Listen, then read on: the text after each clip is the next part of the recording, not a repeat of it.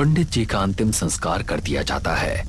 उनके अंतिम संस्कार पर पूरा गांव शोक में था और नीरज अपने मन ही मन सोच रहा था कि अगर वो उनकी बात उनसे किए बगैर वहां से नहीं जाता तो शायद अभी पंडित जी जिंदा होते। अब मेरे पास उस बेताल को मारने के दो बड़े कारण हो गए हैं। अंकल, आप वेताल को मारोगे? नीरज नम्या की आंखों में आंखें डालकर कहता है, हाँ बेटा, मैं उस बेताल को मारूंगा। नम्या अपना हाथ नीरज के गाल पर रखता है और अचानक से उसकी आंखों की पुतलियां ऊपर चली जाती हैं और वो एक अलग दृश्य देखता है जिसमें पूरा जंगल आग की लपटों में है और आरती की जोर जोर से आवाज आ रही है और वो जंगल के बीचों बीच खड़ा है।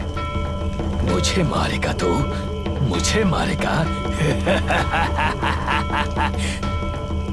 नीरज के कान, नाक और आंखों से खून आने लगता है जिससे वो बहुत डर जाता है। तभी उसके पीछे नम्या आकर खड़ा हो जाता है और नीरज से कहता है, नीरज अंकल, वेताल को मत मारिए। तुम? वेताल को मत मारिए, मत मारिए, मत मारिए, मत मारिए। दादी पानी के छींटे नीरज के ऊपर डालती है और कहती है, उठो बेटा, क्या हुआ? मैं यहाँ? हाँ बेटा, तुम बेहोश हो चुके थे तो गांव वाले तुम्हें मेरे पास ले आए। नीरज के माथे पर पसीना था।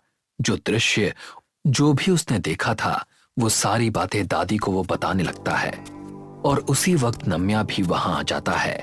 नीरज नम्या को देखकर कहता है, बेटा यहाँ आओ। नम्या नीरज के पास जाता है। बेटा बताओ, तुम कहाँ जाते हो रात को और तुम उस बेताल के बारे में क्या जानते हो? मैं कुछ नहीं जानता हूँ वेताल के बारे में अंकल। झूठ मत बोलो, सच सच बताओ। मैं सच में नहीं जानता अंकल। ये देखकर दादी नीरज से कहती है, देखिए, वो बच्चा है, मेरा इकलौता पोता, जिसके खुद के माँ बाप को इस बेताल ने निगल लिया हो। उसका उस बेताल से संबंध कैसे हो सकता है? मतलब मुझे सारी बात बताइए। नम्या वहां से चला जाता है और दादी नीरज को अपनी कहानी बताना शुरू करती है। 9 साल पहले जब मेरा बेटा और बहू मेरे साथ यहीं बाजू की एक कोठी में रहा करते थे, ये बात तभी की है। मेरी बहू पेट से थी और अपने बच्चे को जन्म दे रही थी। उसी वक्त नाम्या पैदा हुआ था और उसी समय पहली बार वेताल नाचते नाचते हमारे घर के पास से गुजर रहा था। मेरे बेटे ने जब पूजा की धुन सुनी तो उसने बाहर देखने के लिए झांका और वो वेताल को देख लेता है, जिस वजह से एक बड़ा आग का गोला आसमान से आकर पूरी कोठी को जला देता है। मगर नाम्या को मैंने सही सलामत बचा लिया। तो ये बात ठीक 9 साल पुरानी है। माँ बाप दोनों मर जाते हैं मगर बच्चा जिंदा रह जाता है। आपको कुछ अजीब नहीं लगता है माँ जी? बिल्कुल नहीं बेटा, नाम्या मेरा अच्छा बेटा है। आपने कहा था कि पंडित जी को छोड़कर दूसरी आप ही हैं जिसे पता है कि उस बेताल को कैसे मारना है। हाँ, मुझे पता है, चलो मेरे साथ। दादी नीरज को लेकर बड़े से बरगद के पेड़ के नीचे जाती हैं और उस पेड़ को दिखाते हुए दादी नीरज से कहती हैं, इस बरगद के पेड़ के नीचे ही उस अघोरी ने वेताल को इस गांव में प्रकट किया था। वेताल की आत्मा इसी पेड़ से जुड़ी हुई थी। अगर इस पेड़ को जला दोगे तो वो वेताल भी मर जाएगा। तो अब तक आप लोगों ने इस पेड़ को क्यों नहीं जलाया? डर की वजह से। वेताल तो मर जाएगा मगर वो अघोरी, उसने शायद इस पेड़ को भी श्राप दे रखा है। आप लोगों के डर के कारण मैंने अपने भाई को खो दिया और पंडित जी भी चल बसे। अब मैं उस बेताल को खत्म कर दूंगा, इस पेड़ को जला दूंगा। ठीक है बेटा, जैसा तुम चाहते हो वैसा ही करो। दादी अपने घर वापस चली जाती हैं और नीरज गांव से तेल लेकर पेड़ के इर्द गिर्द डालने लगता है। जैसे ही वो तेल डालता है वो अपनी जेब से माचिस निकालता है। माचिस निकालते ही उसके पीछे अघोरी आ जाता है।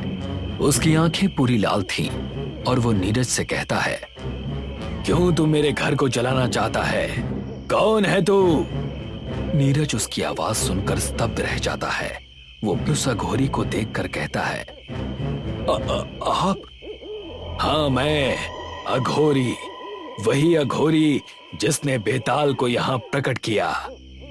एक जगह अघोरी और नीरज और दूसरी तरफ दादी अपने घर पहुंच जाती हैं, मगर उन्हें वापस नम्या दिखाई नहीं देता है। ओहो, मैं क्या करूं इस बच्चे का, हमेशा गायब रहता है।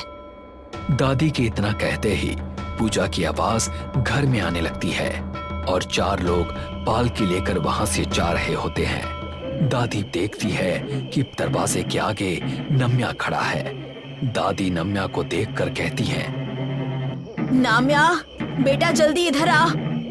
नम्या की आंखें लाल थीं और वो भारी आवाज में दादी से कहता है, क्यों दादी, बताइए, क्यों आपने उस गैर इंसान को उस पेड़ के बारे में बताया? क्या हुआ बेटा, तेरी आवाज?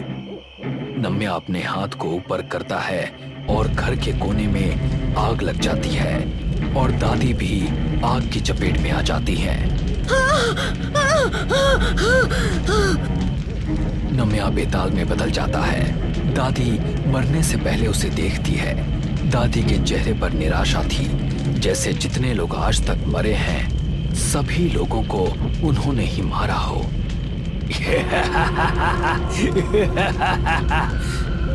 दूसरी ओर अघोरी और नीरज आमने सामने खड़े थे।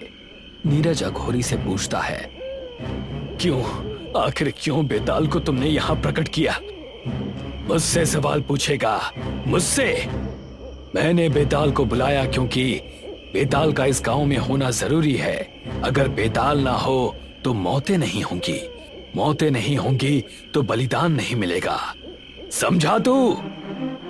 बलिदान आत्मसमर्पण होता है। ये जो बेताल कर रहा है इसे हत्या कहते हैं, जिसे तुम बलिदान का नाम दे रहे हो। जिस दिन मैंने यहाँ पर हवन किया था उसी दिन वो पैदा हुआ था। उसका नाच इस दुनिया को खत्म कर देगा, खत्म कर देगा। नीरज माचिस जला लेता है और अघोरी उससे कहता है, मत करना बेटा ऐसा, मेरा शाप हमेशा तुम्हारे साथ रहेगा। तुम सताए जाओगे उन सभी की आत्मा से जिसे बेताल की आग ने भस्म किया है। मुझे कोई दिक्कत नहीं है, मुझे अपने सताए जाने से कोई दिक्कत नहीं है, लेकिन कम से कम भविष्य में वो बेताल किसी और को नहीं मार पाएगा।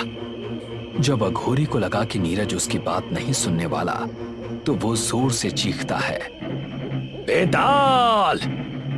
जैसे ही वो बेताल को पुकारता है, बेताल की पालकी वहां आ जाती है। नीरज अपनी आंखें बंद कर लेता है, मगर बेताल उसके सामने आ जाता है। नीरज पूरी कोशिश करता है कि वो आंखें ना खोले। नीरज अपनी दोनों आंखों को हाथों से ढक कर रखता है। बेताल के 4 लोग अपनी आंखों से पट्टी हटा देते हैं, सिर्फ ये देखने के लिए कि कैसे एक आम इंसान बेताल से लड़ रहा है, मगर आग का गोला उन 4 लोगों को भस्म कर देता है। बेताल पीछे मुड़ता है, उसकी पालकी की रोशनी अब गायब हो चुकी थी। नीरज भी पीछे मुड़ता है और जल्दी से माचिस जलाकर उस बरगद के पेड़ पर डाल देता है। नहीं! अघोरी की आत्मा गायब हो जाती है और बेताल आग में जलने लगता है। नीरज अपनी आंखों को खोलता है, मगर इस बार कोई आग का गोला कहीं से नहीं गिरता। नीरज चैन की सांस लेता है और अपने घर की ओर लौटने लगता है, ये सोचकर कि हाँ, मैंने अपने भाई का और पंडित का बदला उस बेताल से ले लिया है।